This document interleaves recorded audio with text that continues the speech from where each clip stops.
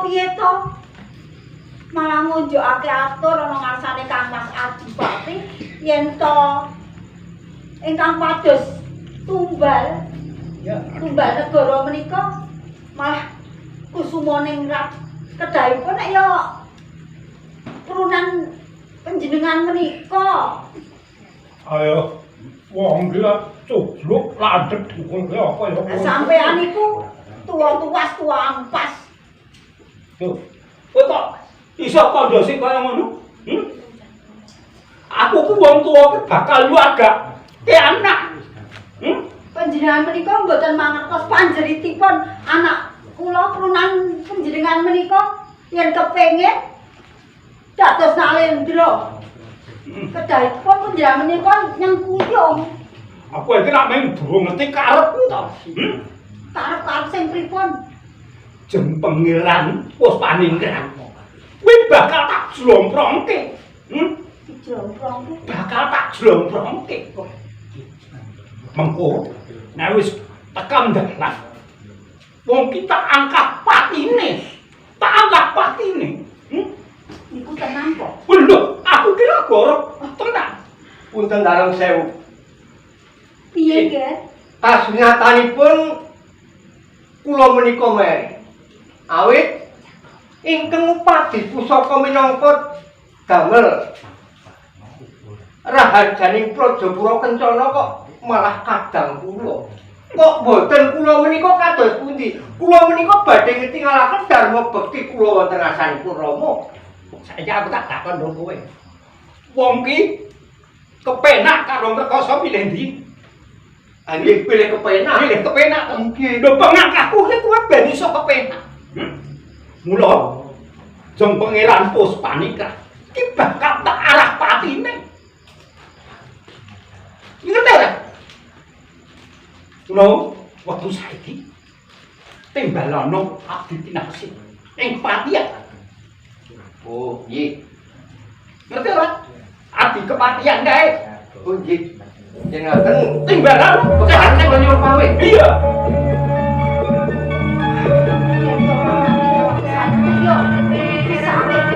Oh mesti lapor. Bakal nganyut wong yen ora bakal dadi nalendra. Percaya marang kadang teng sadam to. Weh, ngene.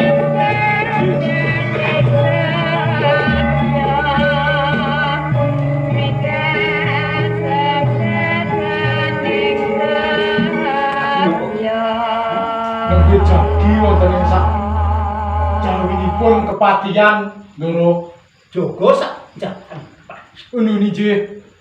Saiki aku bakal di marang kowe. Sepiro prastiamu marang aku. Menapa kula menika kagungan lepat wonten ing kepatihan loro. Ora. Kowe ra luput. Piye? Prastiamu marangku. Mergo aku ki tresna karo kowe. Inggih. Tadah dituka menapa kemawon. Kula namung nderek Ndara Patih wonten ing kepatihan niki menika. Iya. Saiki ngene. Saupama aku dawuh marang kowe apa kowe ngendikan? Dawuh menapa kemawon. Ndara Patih kula majeng wonten ing peperangan. Kula nyendikani dawuh dalem. Oh iya. Ngene. Pusaka kita. Pusaka tambani.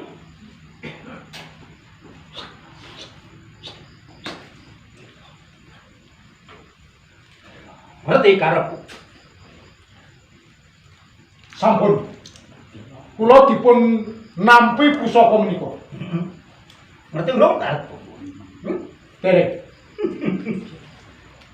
Mergo kowe tak paringi pusaka kuwi mergo aku duwe satru. Satruku paten. Satruku jenenge Pangeran Puspanika. Punten dalem sewu. Piye? Puspaningrat menika putra dalem Sang Prabu. Ayo, Kok kedah dipun perjaya niku dos pundi? kuwi sak mergo satruku. Kowe minggari saku utawa saku? Rasa padha werna-werna. Punten dalem sewu. Kula menika namung abdi dalem. Sak mangkehipun menawi kula nyedani putra dalem Sang Prabu niku menawi sak mangkehipun dipun mangertosi kaliyan para kadang kawula wonten ing kraton. Wis saiki ngene. Kowe sago apa ora? Yen ra sago tak pocot kalungguhan. Ora ming Puspaningrat. Ning karo Citraningro. Kudu mati saka tanah. Saya melih piantun kali. Duh.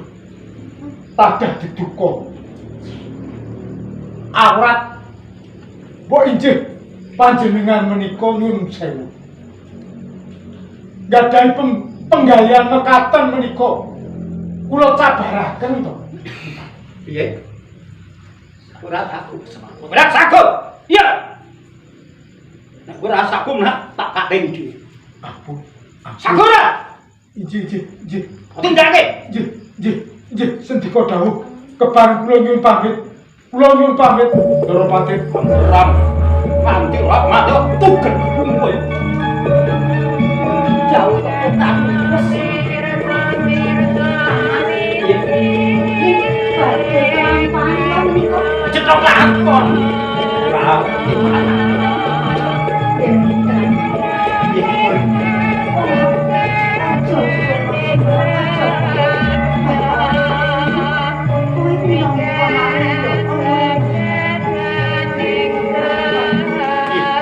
Kula sakmenika sampun mangertos. Bilih penggalipun Bupati menika sae sanget. Badhe kula beraken kula wonten ing Kraton Surakencana. Kaya dene gegayuhanmu to nggih. Inggih, mrikala sawau manahku nggih mutak to Ibu.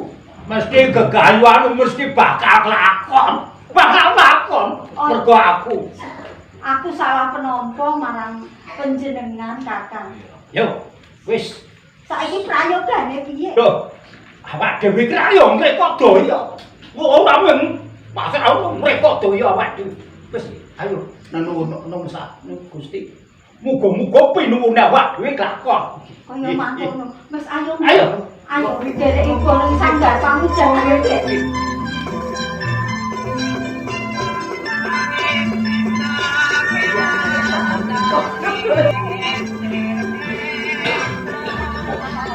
Bot-bote ngabot muni dawuh timbalan dalem Rama Prabu. Aku kudu bisa ngupadi banyak emas. Kang pinaka sarana kanggo katentremaning praja ing Purakencana. Injih Kang Mas. Nek kok siramu kok ya uga matur ana ngersane Rama Prabu nderek diajeng. Injih Kang Mas. Kula kedandere kaliyan panjenengan Kang Mas. Sliramu ki sawijining wanita. Ana tetembungan bebasan kepanjangan rekma kribetan nyamping diajeng. Mboten dados menapa Kang Mas. Lho ning perkarane nggonku bakal ngupadi.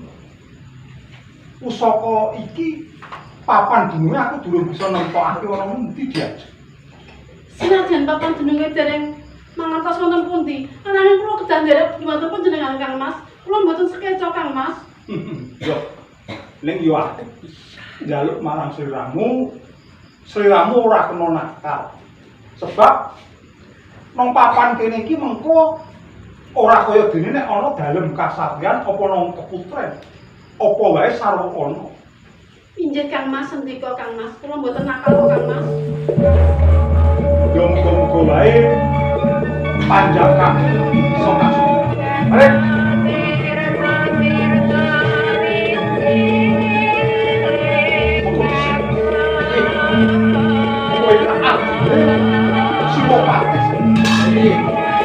menika abdinipun Ndaropati.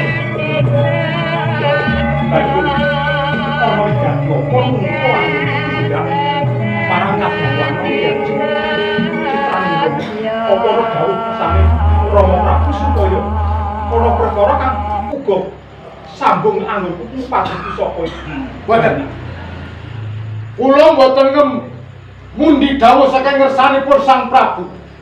Nanging kula menika ngembang dawuh ngersanipun Ndaropati.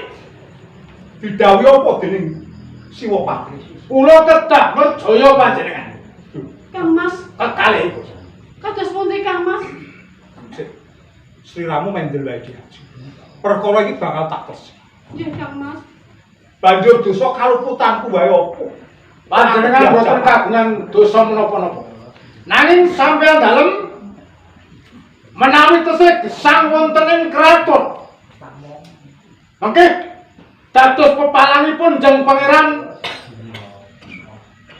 anggenipun badhe jumeneng ratu wonten ing kraton Purakencana. Oh, dadi perkarane aku saiki wis. Yen ngono apa ana sambung rapete anggonku dinawan supaya Bupati Pusaka iki pancen niat aku bakal diperjaya ngono. Pancil res. Yo, boten nebut. Kula ngembang jejiban ingkang bakal kula lakoni sepatutnya dari panjenengan kekalih. Bagus. Aku ora nyalahke marang kowe. Sebab kowe dadi abdine Siwapati. Kowe dipene kekusak. Ning semono selagine cacing wae dipidak oleh. Apa meneh aku jejeling menungso sing duweni jiwa. Mula kowe bisa merjaya aku nek pancen pusaka iki bisa tak tamakno jajah. Nyebuto Bapak Akoso Ibu Pertiwi. Cukup. Aku sing bakal benani Kanjeng Pangeran Lesrani. Sampeyan ora perlu ngerti karo aku. Sing baku aku ora nrimo aku. Menawa kowe nyegani Kanjeng Pangeran Lesrani. Sampan dadi pepalang kula. Yo, Nek sampan boten semingkir saking dalan iki. Sampan kula katuke dosane. mosok baline yen ora gelem ngono ke karepanmu kowe sing tak percaya kene.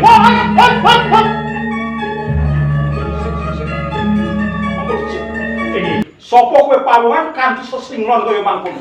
Ora ngatonke jiwa lanangmu uga jiwa satria. Kula kinten Kanjeng Pangeran boten perlu mangertos dumateng kula Prabu Widya. Banjur kowe darbe pamrih apa?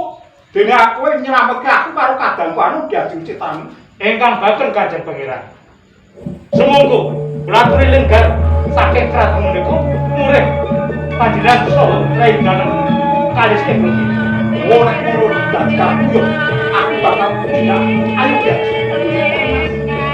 Monggo selak-selak.